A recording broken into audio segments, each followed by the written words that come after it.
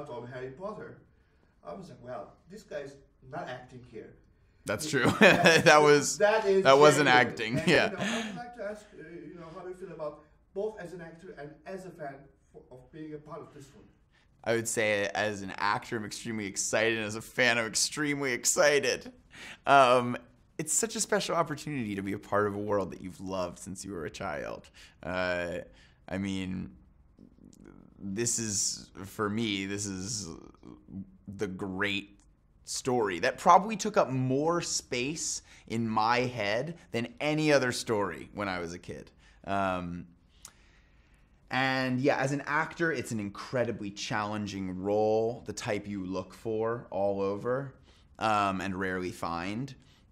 So that's a huge blessing, such a gift. And then as a fan, it's just ludicrous, ridiculous, and bizarre and absurd that I would even get to come within 100 feet of this set without being dragged away by security guards, and kicked to the curb. That is how I would have imagined my visit to a Harry Potter or J.K. Rowling related set going. It would have ended with me being dragged away by a couple burly chaps.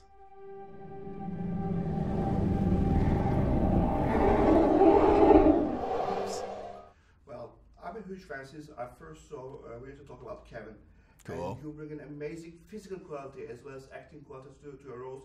And this guy, Credence, he has an amazing physical kind of acting that you're doing with this. How did you work on the character?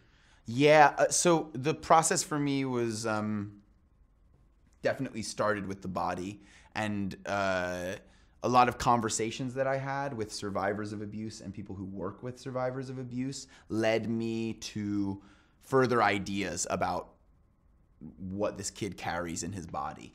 And then I worked with this incredible choreographer named Wayne McGregor, who's made some Radiohead videos, who does Royal Ballet and Royal Opera here in London, and who's just an incredible mind, incredible choreographer.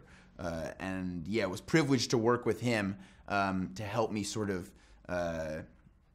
codify what I was doing with the physical work.